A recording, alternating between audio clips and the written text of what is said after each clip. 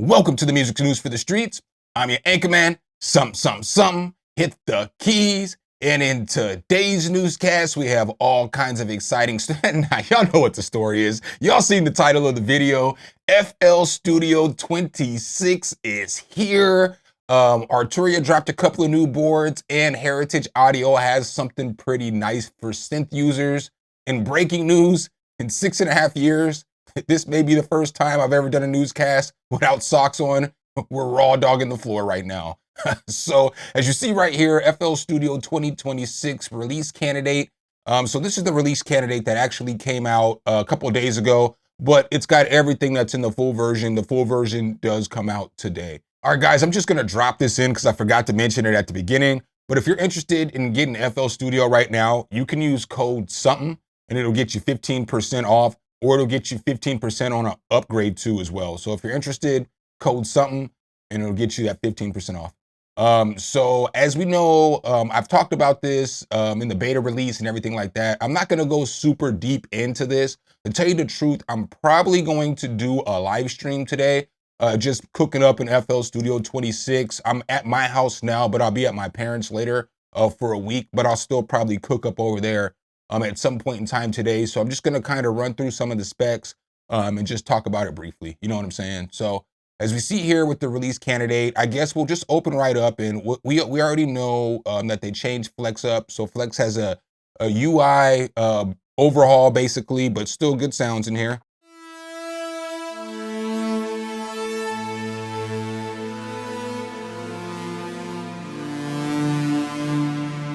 Right? So it's got a bunch of stuff that you can do with like tags.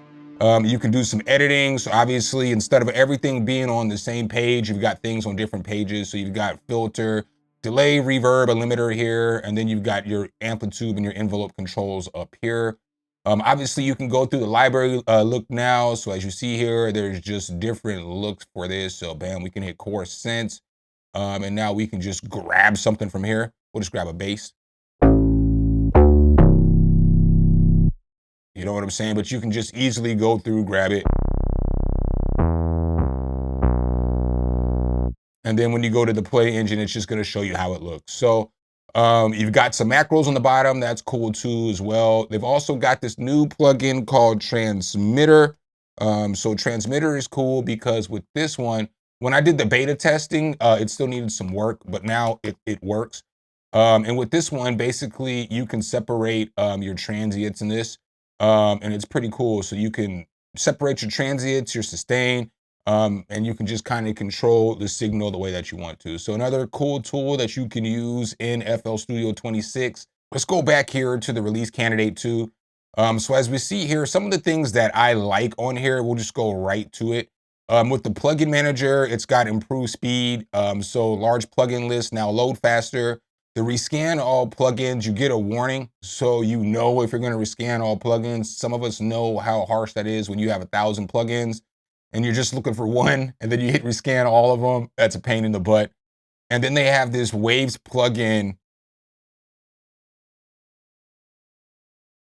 They have this Waves plugin added option to control whether Waves plugins are always re-verified. Because every single time you go to verify your plugins, it's always re-verifying Waves plugins. So that's something nice too here as well. So we'll start back up here. We'll just talk about some of the new things in here in the tools menu. Similar to the MIDI logger, FL Studio is now always recording audio from the master mix track. So now you can go back and you can get that log of that audio. You can drop that audio log into your track. So that's cool. MIDI recording, FL Studio should now more accurately record incoming MIDI at VITs, less jitter.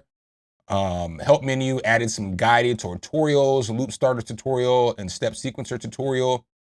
Tools menu added chord progression tool. They've got some other things like audio and instrument tracks. FL Studio will now indicate which associated channels will be deleted when deleting an audio instrument mixer track. Apple Silicone performance is supposed to be better. Speech synth shows a message when trying to load a speech synth preset on Mac OS as it's not compatible. Plugin management, AU, those plugins are always going to be at the bottom because they're encouraging VST usage for more compatibility, which is funny because I always use AU because I just feel like the AU ones just work better for me anyway. Plugin and project pickers. The search text can now be longer than 40 characters. And then we got the new plugins. We've got transmitter, so that's in the all plugins edition. For FL Studio Mobile and RAT, get access to all FL Studio Mobile plugins, most recently added. Load sound font 2 banks, and then note arpeggiator, turn incoming notes into rhythmic, repeating, and repitched patterns. So that's pretty dope too.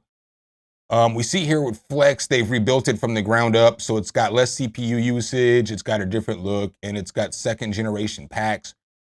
Gross beat, new trigger slots for MIDI notes, option to turn MIDI notes off so they don't trigger slots when gross beat is focused, improved processing during small tempo changes.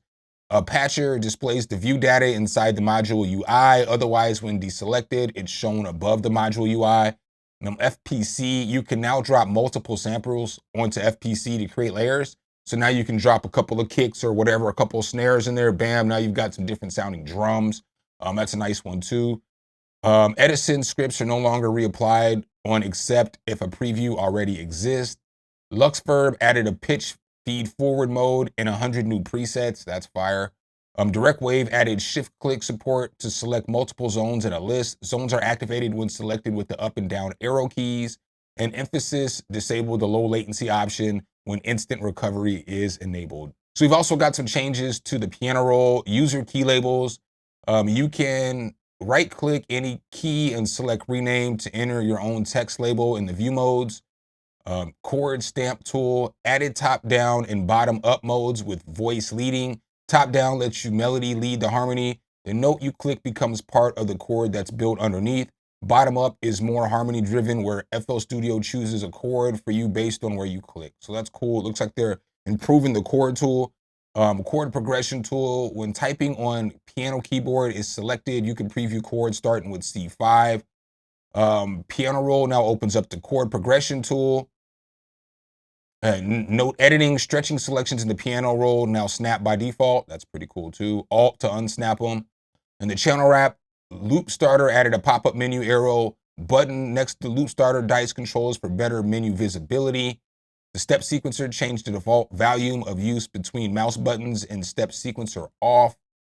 Just as you guys can see, just a few changes. You know what I'm saying? Gopher's got some changes and stuff like that too as well, but those are just some of the changes that's going to be in FL Studio 26. Yeah, as you guys can see there, those are just going to be some of the changes in FL Studio 26, some minor changes, but as y'all know, we get updates every year. You know what I'm saying? Where most DAWs, it's every 2 or 3 years.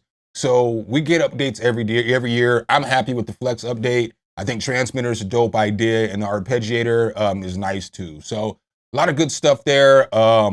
Again, if you are interested in updating or getting FL Studio, you can get it right now with the promo code SUMN at checkout. I'll leave all that link below in the description, and you'll get 15% off on FL Studio 2 as well. All right, guys, up next, it looks like Arturia, the Mark III Keylabs have just got, I don't want to say an update, but a brand new colorway. Let's go ahead and take a look here at the story. So as we see here, it says Arturia KeyLab 49 and 61 Mark III gets an ultra treatment. Orange is the new black. This is kind of dope. I'm not even gonna hold you. I wish I got one of these. Arturia, send me one of these. Oh, this is fire. I like this. Sorry, I'm looking at my KeyLab. I like this. Oh, I like this. But yeah, this is what the, if you haven't gotten a KeyLab yet, but you're looking at getting the Mark III, the ultra treatment, this is it right here. It just says Arturia's KeyLab 61 and 49 Mark III controllers go ultra in these bright new orange editions that really catch the eye. So yeah, these are fire. I mean, I'm not gonna go over the keyboard before. I've done a full review on it. You know what I'm saying? So as you guys know, I mean, I have one right here. So I'm not gonna go over a full review or nothing on that, but it does look nice. Let's see what the price tag on it is. It's still gonna be the 449 euros for the 49 key and 549 for the 61 key. Last but not least, it looks like Heritage Audio has just dropped a brand new like console mixer for synthesizers and equipment. Let's go ahead and check this thing out. So as we see here, Heritage Audio Mix Buddy, the perfect mixer for synth heads. a versatile routing station for your DAW-less jamming setup. So this thing does look kind of dope because now, you know what I'm saying, you can just set everything there and then you can route it to your, whatever groove box you're using, you know? So it says here, introducing the Heritage Audio Mix Buddy, the ultimate connectivity and routing hub for your collection of synths, samplers, and drum machines. Not too long ago, Heritage Audio released the Synth Buddy, which was a switching device that allowed you to connect multiple instruments and then select which one was playing. The Mix Buddy is almost the opposite. Give you a complete and compact instrument mixer with per channel aux sends. So that's pretty fire, especially if you like get all your MIDI stuff set up, because now you can make like presets and stuff with like multiple layers of synthesizers. That's kind of what I do with my mixer, is that, you know, I'll run a MIDI from the take 5 to the next synth to the next synth, and then I'll get like these thick, you know what I'm saying, presets and stuff. So although it's relatively small desktop unit, roughly the size of one of the larger Electron boxes, the Mix Buddy has an astounding 19 inputs and 8 outputs, including 4 stereo high gain channels and 3 stereo entity channels with the Toshiba 2SK JFET gain buffers. On the main output stage, there is a Heritage Audio 73 active DI with custom transformers. This allows you to choose between mic and line level, while the secondary output stage of transformerless, making it ideal for monitoring. So yeah, this thing looks cool. I don't know what the price is on this yet, but you know what I'm saying? It's something worth checking out. So that's what I got in today's newscast. I know it was short. You know what I'm saying? I didn't really have time to deep dive into FL Studio or really into the news because, you know, got a lot going on right now. But make sure if you guys do like this content, though, you drop a whole elbow on that like button, hit subscribe and that notification bell so every time we bring you guys a new video, you can be the first to see. I appreciate you guys' time as always. Sign off as your anchorman. Something. Hit the keys. Until next time. Peace.